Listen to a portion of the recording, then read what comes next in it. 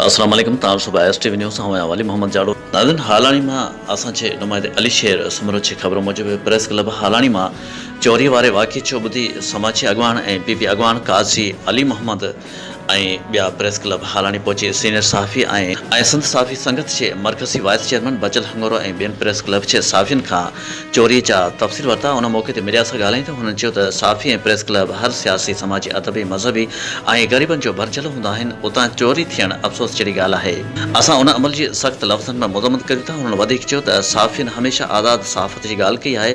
असां पंहिंजे सहाफ़ी भाइरनि सां हर ॾुखे वक़्त में गॾु आहियूं।